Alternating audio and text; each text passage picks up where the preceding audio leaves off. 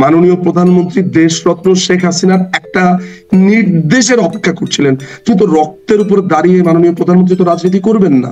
প্রধানমন্ত্রী তিনি অপেক্ষা করবেন, সমাধানের চেষ্টা করা হচ্ছে, দেখা যাক কি হয়। জি, ডক্টর ইউনূস সহ 62 জনের বিরুদ্ধে অভিযোগ দায়ের করেছেন। প্রথমে একটু শুনতে চাইবো যে এই ডক্টর ইউনূস সহ যে উপদেষ্টা পরিষদের সবার নামে অভিযোগ করছেন আপনারা, গণহত্যা, মানবতা বিরোধী অপরাধের জন্য অভিযোগ করছেন। মানবতা বিরোধী অপরাধ এবং গণহত্যা, এবং এই গণহত্যার ক্ষেত্র বলতে গিয়ে তিনি 3টি গোষ্ঠীকে সেখানে নিরূপিত করেছেন। একটি হচ্ছে পলিটিক্যাল গ্রুপকে সমূলে ধ্বংস করা, সেখানে হত্যা করা, দেশ থেকে বাধ্য করা ইত্যাদি। এবং সেই একই ক্রাইটেরিয়া গুলো যায় হচ্ছে বাংলাদেশে যারা ইসলাম ছাড়া, মুসলিম ছাড়া ভিন্ন ধর্মাবলম্বী আছে, হিন্দু, খ্রিস্টান, বুদ্ধিস্ট, এরকম আরো যারা আছে তারা। আর আরেকটি হলো বাংলাদেশের যারা আইন শৃঙ্খলা বাহিনী, বিশেষ করে পুলিশ বাহিনী, তাদের উপরে যেই নিপীড়ন, গণহত্যা হয়েছে সেগুলো। তো এই অপরাধের কথা বলতে গিয়ে তিনি সেটা দীর্ঘ ব্যাখ্যা দিয়েছেন। তিনি নিজে যেভাবে সাফারার, সেই সাফারিংস এর বর্ণনা দিয়েছেন। এবং আমরা যারা এই ড্রাফটিং এর সাথে, আমি যেহেতু ব্যক্তিগতভাবে জড়িত ছিলাম, ফলে আইনি যা যা বিষয় আছে, সাবমিশন আছে, কেন আন্তর্জাতিক অপরাধ ট্রাইব্যুনাল এটি গ্রহণ করবে, করা উচিত, তাদের অ্যাডমিসিবিলিটি ক্রাইটেরিয়া কি এবং তারা কেন বাধ্য, আমরা যে আসলে একটা সিগনেটরি কান্ট্রি, এবং কোন কোন ক্ষেত্রে আইসিসি আসলে বিচারগুলো করে, এবং বাংলাদেশে এই যে অপরাধগুলো হয়েছে বলে উনি মনে করেন এটা বাংলাদেশে কেন হবে না, এটা তিনি কেন মনে করেন, এই ব্যাপারগুলো আমরা ব্যাখ্যা করেছি। এবং সেই কারণেই আমরা আইসিসি কে শত উদ্যোগী হয়ে প্রসিকিউটরের অফিসকে আমরা বলেছি যে এটার অভিযোগের তদন্ত করবার জন্য। আনোয়ারুজ্জামান চৌধুরী মনে করেন যে যাদের নাম সেখানে এসছে তাদের নাম আসলে 8 তারিখ থেকে তাদের নাম সেখানে না। তিনি মনে করেন এই মানুষগুলো একটা শুরু থেকে, অর্থাৎ এই পুরো প্রক্রিয়াটার সাথে যে ম্যাট্রিকুলাস ডিজাইন প্ল্যানের কথা ইউনূস বলেছেন, সেটার সাথে পুরোপুরি জড়িত তারা। অর্থাৎ তার যে এই পরিষদ গঠন হবে, তারা যে এই পুরো কর্মকাণ্ডটা করবেন, এইভাবে তারা উপদেষ্টা মন্ডলী গঠন করবেন, এটা অনেক আগের থেকে নির্ধারিত। সেই কারণে তিনি তাদেরকে এই পরিকল্পনার অংশ, এই ঘটনার অংশ হিসেবে সেখানে তিনি আমাদেরকে সাজেস্ট করেছেন, আমরা সেখানে নামগুলো উল্লেখ করেছি। বাট আইসিসি যখন এটা তদন্ত করবে, আইসিসি আরো নাম যোগ করতে পারে, আবার আরো কারো নাম বাদও দিয়ে দিতে পারে, এটা আইসিসি তদন্ত সাপেক্ষে। বাট আনোয়ারুজ্জামান চৌধুরী যাদের যাদের নাম মনে করে তাদের নাম দিয়েছেন। জি, মানে তিনি মনে করছেন বলেই এই নামগুলো মামলায় বা অভিযোগে অন্তর্ভুক্ত করা হচ্ছে। আপনারা বলছি 5 থেকে 8 আগস্ট পর্যন্ত এই গণহত্যা বা মানবতা বিরোধী অপরাধ যেটি আপনারা অভিযোগে বলছেন, মানে এই 5 থেকে 8 আগস্ট পর্যন্তই দেখছেন। তার আগের যে হত্যাকাণ্ডগুলো হয়েছে সেগুলো প্রসঙ্গে কি আপনারা উদ্বিগ্ন না, বা সেগুলোর প্রসঙ্গে আইনি ব্যবস্থা নেবার কোনো চিন্তা কি আপনারা করেন? একদম। আমরা আমাদের ড্রাফটিং এ আমরা পুরো সময়টা, অর্থাৎ জুন মাসের 23 বা 24 তারিখ থেকে যে আন্দোলনটা শুরু হয়েছে, আমরা বলেছি একদম আন্দোলনের শুরু থেকে 8ই আগস্ট পর্যন্ত যাতে তদন্ত করা হয়। আমরা পুরো সময়টার কথা বলেছি। 5 থেকে 8ই আগস্টকে আমরা স্পেসিফিক বলছি কারণ 3 দিনের অপরাধের বিচার সরকার বলেছে সরকার করবে না। অর্থাৎ যদি 5 তারিখ পর্যন্ত বাংলাদেশ আওয়ামী লীগ সরকার থেকে থাকে, যদি সেখান থেকে থাকে, আমরা বলেছি যে এই কথাটা তো শুধুমাত্র আনোয়ারুজ্জামান চৌধুরীর বক্তব্য তাও না। মাননীয় প্রধানমন্ত্রী, বর্তমান বাংলাদেশের যিনি প্রধানমন্ত্রী, তিনি যখন ঢাকা একটি বক্তৃতা বলেছেন যে আপনার কোনো একটা প্রোগ্রাম উদ্বোধন করতে গিয়ে 30শে জুলাই তিনি আন্তর্জাতিক যে পরিমণ্ডল যারা আছেন, ইউনাইটেড নেশনস, আইসিসি, তাদের পর্যন্ত সাহায্য চেয়েছেন তদন্তের জন্য। অর্থাৎ মাননীয় প্রধানমন্ত্রী শুরু থেকেই ওপেন ছিলেন, ওই একই টোনটা আমরা সেখানে বজায় রেখেছি। আমরা এই পুরো সময়টা আসলে এনকোয়ারি চেয়েছি। আপনি বর্তমান প্রধানমন্ত্রী, বর্তমান মেয়র, বারবার বর্তমান বলছেন, আসলে বর্তমান কেন বলছেন? তারা তো 5ই আগস্ট মানে তারপর থেকে সাবেক হয়ে গেছেন। কিভাবে? কোন আইনে? সুপ্রিম কোর্ট রেফারেন্সে তার মতামত জানিয়েছে এবং সেখানে স্পষ্ট করা হয়েছে যে প্রথমত দুটো জিনিস বুঝতে হবে শামিনা আপা, সুপ্রিম কোর্টের reference will not dictate our constitution. কেমন? Supreme court is a guardian of the constitution, ঠিক আছে, কিন্তু তিনি চাইলেই আমাদের সংবিধান বদলে ফেলতে পারবেন না। আপনি জানেন সাম্প্রতিক সময়ে যে একটা নথি রেফারেন্স কল করা হয়েছে, যে কে তাকে এটা চেয়েছে, কে আবেদন করেছে, সেই নথি দেওয়া হোক, সেটা কিন্তু সুপ্রিম কোর্ট দিতে পারেনি। আর আরেকটা ব্যাপার হচ্ছে যে এই সুপ্রিম কোর্টের প্রসঙ্গে আমি আসছি আপনার সাথে, তার আগে এটা বলে নেই, সুপ্রিম কোর্ট এই মতামত জানাচ্ছেন, সেই নথি কোথায়? জি, সেই রাষ্ট্রপতি যে এটার জন্য বলেছেন, সেই নথিপত্র সেগুলো কোথায়?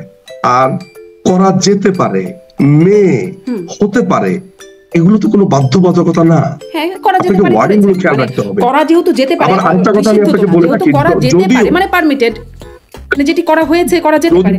আমি যদি আপনার এই যুক্তিও ধরি, আমি যদি আপনার এই সুপ্রিম কোর্টের রেফারেন্সও ধরি, আপনি হয়তো জেনে থাকবেন যে আমাদের সংবিধানের 57 অনুচ্ছেদ বলে পরবর্তী প্রধানমন্ত্রী হওয়ার আগ পর্যন্ত বর্তমান প্রধানমন্ত্রী থাকবেন। আইনটাই এমন যদি ধরা যায়, আপনার সাথে আমি তাল মিলিয়ে যদি এটা বলি যে সুপ্রিম কোর্টের রেফারেন্স আমি মেনে নিচ্ছি, তাহলেও এখন তিনি প্রধানমন্ত্রী, পরবর্তী প্রধানমন্ত্রী নির্বাচিত হওয়ার আগ পর্যন্ত ইন্টারিম গভর্নমেন্ট বলে কিছুই না, এটা অবৈধ। আমি আর আপনি, আমাদের দুজনের যদি সৌভাগ্য হয়, আমরা দুজন এটা দেখে যাব যে এই ইন্টারিম গভর্নমেন্টকে কিভাবে অবৈধ ঘোষণা করা হয়েছে, ভবিষ্যতে কিভাবে তারা আমাদের এই পুরো রাজনীতিতে একটা ভয়ঙ্কর বিস্ফোরণ তৈরি করেছে, যেটা ইন্ডেমনিটি অধ্যাদেশের আগে। আপনি জানেন যে আমাদের পঞ্চম সংশোধনী বাতিল করা হয়েছিল। মোশতাক, আপনার জিয়াউর রহমান এবং সায়েম, তাদের পুরো শাসনামলকে অবৈধ ঘোষণা করা হয়েছে মূল সিনেমা হলের একটা মামলার প্রেক্ষিতে বহু বছর পর। ফলে এটা একটা মানে এখানে তর্কের কোনো জায়গাই নাই যে এটা একটা অবৈধ। আপনার মানে আইনজীবী হিসেবে হয়তো আইনের মারপ্যাচ এই বিষয়ে হয়তো ভবিষ্যতে কখনো কোনোভাবে আইনের মারপ্যাচে কি প্রমাণ হবে সেটি আমরা এখনই বলতে পারছি না, কিন্তু যদি ডিফ্যাক্টো আমরা কাউন্ট করি যে ডিফ্যাক্টো হেড তো এখন ডক্টর মোহাম্মদ ইউনূস এবং ডিফ্যাক্টো উপদেষ্টা পরিষদরা, তারা এখন রাষ্ট্র পরিচালনা বলতে আমাকে আরেকটু এক্সপ্লেইন যদি করেন, ডিফ্যাক্টো বলতে আপনি কি বোঝাচ্ছেন? মানে তারাই তো রাষ্ট্র পরিচালনা করছেন নাকি? প্রধানমন্ত্রী, সাবেক যিনি প্রধানমন্ত্রী তিনি তো ভারতে আছেন। আপনি কথাটা বলতে পারেন শারমিন আপা, আপনি বলতে পারেন, আমি অ্যাপ্রিশিয়েট করব যদি আপনি বলেন যে জোর করে করছে, এটাই তো সত্য, জোর করে ডিফ্যাক্টো জোর করে করছে, আমি আপনার সাথে একমত হব। কিন্তু এটা দেখেন, আমি আওয়ামী লীগ সমর্থন করি না শারমিন আপা, আমি আওয়ামী লীগ সমর্থন করি বা অন্য কেউ বিএনপি সমর্থন করে, কেউ জামাত সমর্থন করে, আসলে এখানে এই জায়গাটা তর্কের না।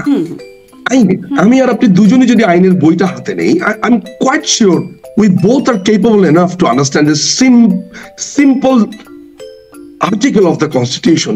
There is no provision called interim government. অন্তর্বর্তীকালীন সরকার যদি ফিরেও আসে ত্রয়োদশ সংশোধনী আপনার পুনর্বহালের মাধ্যমে, তারপরেও ইন্টারিম গভর্নমেন্ট বলে কিছু নেই। অন্তর্বর্তীকালীন সরকারটা আলাদা জিনিস, ইন্টারিম গভর্নমেন্ট আলাদা জিনিস, ওই প্রভিশনটাই নেই। তাহলে এটা একটা দখলদার শক্তি বলতে পারেন আপনি, তাহলে আমি আপনার সাথে একমত। মানে আচ্ছা, দখলদার বিপ্লবের মাধ্যমে তো আসলে উচ্ছেদই করা হয়েছে, জোরই তো করা হয়েছে, একরকম জোর করেই তো মানে তাকে। কোনটা বিপ্লব হয়েছে? এই যে জুলাই আগস্ট, এটাকে আপনি কি বলবেন? এটা একটা জঙ্গি হামলা হয়েছে।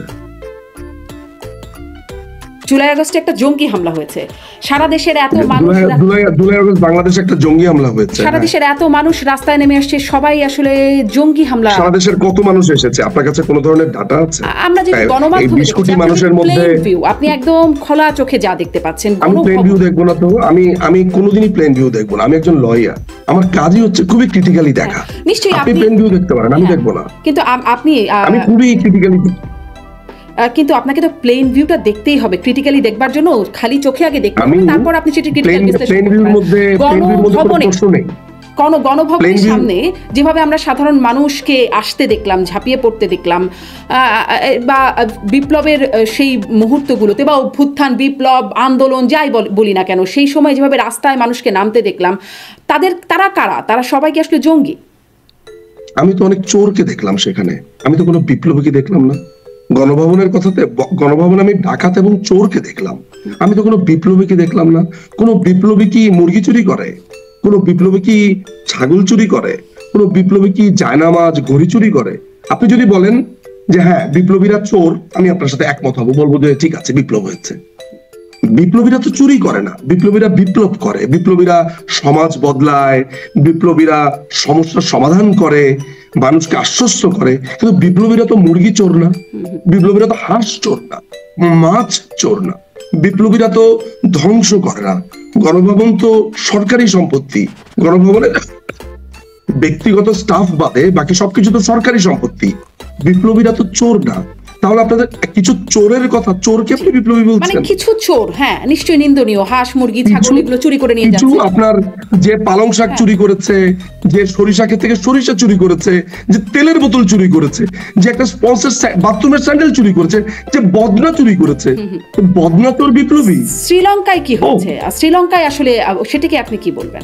আমি আমি আমি শ্রীলঙ্কা নিয়ে কথা বলতে গেলে নিকারাগুয়া নিয়ে কথা বলবো। আপনি বলবেন আমার সাথে? আপনার সাথে আমি কথা বলবো আয়াতুল্লাহ খোমেনিকে নিয়ে। চলেন, let's talk about Peru, let's talk about Nicaragua, Argentina. আপনি বিপ্লব যদি মেলাতে চান, আজকে আমি বাংলাদেশের সমস্ত বিপ্লব নিয়ে কথা বলবো। আপনার শ্রীলঙ্কাতে পদ্মা চুরি করেছে, বদনা চুরি করেছে না, বদনা চুরি করেনি, কিন্তু আমরা তো দেখেছি যে সেখানে কিভাবে মানে বিছানায় শুয়ে কিভাবে দখলদারিত্ব করছে, খাওয়া দাওয়া শ্রীলঙ্কার সরি, তাহলে তো নিশ্চয়ই আমরা শ্রীলঙ্কার এই আন্দোলনটাকে বদনা চোরদের আন্দোলন বলতে পারি না। সেটা আলাদা জিনিস, প্রেক্ষাপট আলাদা। এটা তো চোর, বদনা চোরদের আন্দোলনটা তো হতে পারে না। নিশ্চয়ই এটা একটা দৃষ্টিকটু এবং খুবই নিন্দনীয় একটা বিষয়, যে জিনিসগুলো কয়েকটি বিষয় ঘটেছে, কিন্তু এইটা তো গুটি কয়েক মানুষ, কিন্তু গণভবনের সামনে যে বিশাল ঢল দেখা যাচ্ছে, মানে নিশ্চয়ই কয়েকজন বদনা চোর আর মুরগি চোরের গণভবনে হামলা করলো আর এই কারণে প্রধানমন্ত্রী পালিয়ে গেলেন এমনটি না। নিশ্চয়ই এই পরিমাণ মানুষ ছিল, এরকম একটা প্রেশার ছিল বলেই তখন এত ক্ষমতাময়ী প্রধানমন্ত্রী তখন তাকে দেশ ছেড়ে এভাবে করে একরকম আপনার শব্দ চয়নে আমি একটু দ্বিমত পোষণ করব। মাননীয় প্রধানমন্ত্রী পালিয়ে যাননি। মাননীয় প্রধানমন্ত্রী এই চোর, ডাকাত এবং জঙ্গিদের আক্রমণে তাকে বাংলাদেশের যারা সুরক্ষা দেয়, আইন শৃঙ্খলা বাহিনী, তারা তাকে এক স্থান থেকে আরেক স্থানে স্থানান্তর করেছেন, উদ্ধার করেছেন। কারণ আপনি কখনো শুনেছেন যে কেউ পালিয়ে যায়, পালিয়ে যাওয়ার সময় বাংলাদেশেরই এয়ারফোর্সের অফিসারদেরকে নিয়ে তিনি পালিয়ে যান? শুনেছেন কখনো? এবং তারা কিন্তু চাকুরিতে আছেন। আপনার ব্রিগেডিয়ার জেনারেল খালিদ কামাল, তারপর আরো যারা আছেন, পিজিআর এর কমান্ডার, তারপরে আরো যারা যারা আপনার বিমান বাহিনীর চিফ যিনি আছেন, তারপর সেনাবাহিনীর চিফ যিনি আছেন, তারা তো সবাই অকিবহাল। তাহলে তারা তাকে নিরাপদে উদ্ধার সেনাবাহিনীর চিফ বলেছেন তিনি যে দেশ ছেড়ে চলে যাচ্ছেন, এই বিষয়টি তার জানা ছিল। এই জায়গাটা আপনাদের একটু ক্লিয়ার হয়ে নিব। প্রথমে এটা আমি ক্লিয়ার হবো, যে আপনি বলেছেন পালিয়ে গেছেন, তাহলে আপনাদের সংজ্ঞাগুলো তো বলো অদ্ভুত। বিপ্লবী সংজ্ঞা চোর, যারা চুরি করেছে তাদেরকে বিপ্লবী বলছেন। বাংলাদেশের ইকুইপমেন্ট ব্যবহার করে, বাংলাদেশের আকাশসীমা ব্যবহার করে, বাংলাদেশের এয়ারক্রাফট ব্যবহার করে, বাংলাদেশের আর্মি নেভি, তাদেরকে ব্যবহার করে প্রধানমন্ত্রী পালিয়ে গেলেন। প্রধানমন্ত্রী এই মুহূর্তে আছে নিরাপদ স্থানে, তিনি এখনো বাংলাদেশের প্রধানমন্ত্রী। এই জঙ্গি হামলা কেটে গেলে, অচিরেই কেটে যাবে, তিনি বাংলাদেশে ফিরবেন। আর আপনি যে মানুষের কথা বলছেন, এটা আপনি খালি চোখে দেখতে পাচ্ছেন। আমি তো দেখতে পাই যে বাংলাদেশের উত্তরাঞ্চলে, দক্ষিণাঞ্চলে লক্ষ লক্ষ লোক সেদিন রেডি ছিল। কেন আপনি গোপালগঞ্জে লক্ষ লক্ষ লোককে দেখেন নাই? ফরিদপুর, শরীয়তপুর, মাদারীপুর। মাননীয় প্রধানমন্ত্রী দেশরত্ন শেখ হাসিনার একটা নির্দেশের অপেক্ষা করছিলেন। কিন্তু রক্তের উপর দাঁড়িয়ে মাননীয় প্রধানমন্ত্রী তো রাজনীতি করবেন না। বাংলাদেশে যদি প্রধানমন্ত্রী চাইতেন, যদি চাইতেন, আপনার কি মনে হয় উনি যদি একটা ডাক শুধু দিতেন, যার যা কিছু আছে ঝাঁপিয়ে পড়ো, আপনার কি মনে হয় 10, 15, 20, 30, 40, 1 লক্ষ লোক নিহত হতো না? মাননীয় প্রধানমন্ত্রী তো সেই রক্তের উপর দাঁড়িয়ে ওই মুহূর্তে দেশ শাসন করবেন না। প্রধানমন্ত্রী তিনি অপেক্ষা করবেন, সমাধানের চেষ্টা করা হচ্ছে, দেখা যাক কি হয়।